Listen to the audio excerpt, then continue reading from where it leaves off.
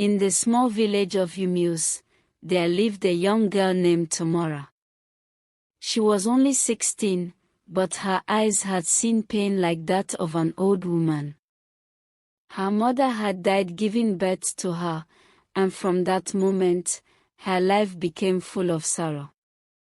Her father, once a kind man, had changed. He married a new wife, a proud, harsh woman named Mama Ebra. She hated Tamara and made her do everything in the house. Every morning, before the birds even woke up, Tamara was already outside, sweeping the compound.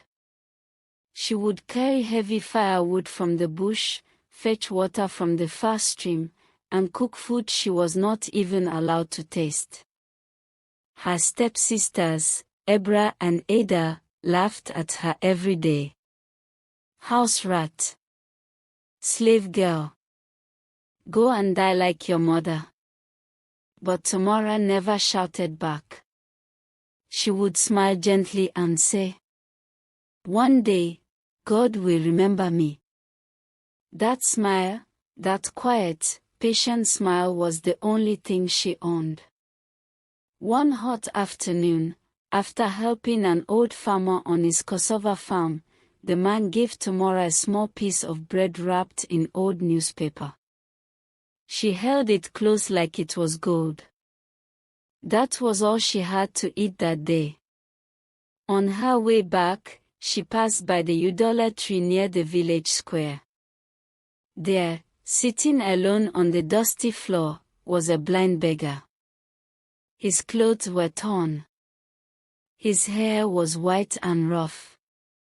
His eyes were closed, and he looked weak. People were laughing at him. "See this dirty man. Is it not better for you to die? Blind fool." Tamara's heart broke. She looked at the bread in her hand and at the beggar. Without saying a word, she walked to him, knelt down, and placed the bread in his hand. "Please eat, sir." "It's all I have," she said softly. The beggar touched her hand and smiled. "My child," he said, "may the heavens bless you. One day, your kindness will speak for you." Tamara smiled again, not knowing the beggar was not just a beggar. He was a rich prince in disguise, and he had been watching her heart. But back home, something dark was waiting for Tamara. When Tamara reached home that evening, she met trouble waiting like a snake in the dark. Her stepmother, Mama Ebra, stood in the compound with fire in her eyes. Her two daughters, Ada and Ebra, were pretending to cry. "There she is," Ada shouted. "She's the one that stole Mama's money," Ebra added. Tamara looked around, confused. "Stole what? I just came from the farm." Mama Ebra landed a heavy slap on Tamara's cheek. "Liar! Witch! So after eating my food and living in my house, you now want to steal from me?" Tamara's eyes filled with tears. "I didn't take anything, I swear on my mother." But nobody listened. They dragged her before the village elders. Tamara," the oldest elder said, stroking his white beard. "Your stepmother says you stole 2,000 naira she kept in her wrapper." Tamara knelt down. "I didn't even enter her room. I was in the bush, helping Baba Ifani on his farm. Ask him." But Baba Ifani was not around to speak for her. He had traveled to visit his sick daughter. The crowd shook their heads. Her father stood quietly in the corner, eyes on the ground. "Papa, say something," Tamara begged. But her father remained silent. That silence broke Tamara's heart more than the slap. The elders whispered among themselves and then gave their judgment. She will be sent away. From today, she is no longer part of your family. Her shame shall not stay in this compound.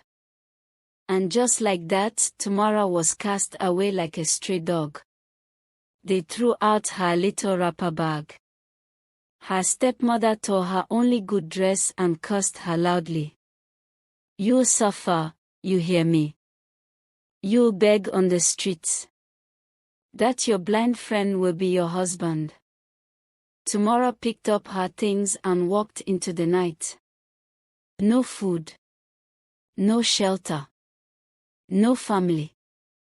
Just pain. She slept near the village stream that night, covering herself with dry banana leaves. She looked at the stars and whispered, God, if you can hear me, please, don't let this be the end of my story. Far away in the shadows, the blind beggar was watching. He was not blind. And he had seen everything. The next morning, the village of Humuse woke up to a surprise. A group of strange men arrived, dressed in royalty. At the center of them was a tall man, looking handsome. It was the blind beggar. But he was no longer blind. He was no longer dirty. And he was no longer sitting under the idolatry. He was now dressed like a prince. The people gathered in the village square, whispering and pointing. Who is he? He looks like royalty. That's the same man who used to beg here. The man raised his hand, and the crowd became quiet. My name is Prince Obina, he said, son of Chief Nduka of Ogboko Kingdom. Gasps filled the air. I came to this village in disguise, he continued, to search for one thing, a pure heart. Not gold, not beauty, not fame. Just kindness. He paused, then raised the small piece of bread, now dry and old, wrapped in cloth. This bread was given to me by someone who had nothing, yet gave everything. He turned and pointed. That someone is Tamara. The crowd gasped again. Tamara, who had been hiding behind the bush near the stream, was brought forward by the guards. Her dress was torn. Her feet were bare. But her heart was still pure. The prince looked into her eyes. You gave me food when you were hungry. You showed me love when others gave me hate. You didn't know who I was, yet you treated me like a human being. Tears rolled down Tamara's face. The prince turned to the elders. I ask now, not as a beggar, but as a prince, let me take Tamara with me. I want to give her what she truly deserves. Tamara's stepmother fainted.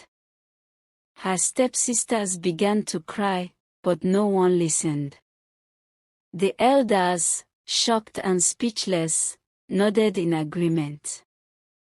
And just like that, the girl who was thrown out like rubbish, was lifted like royalty.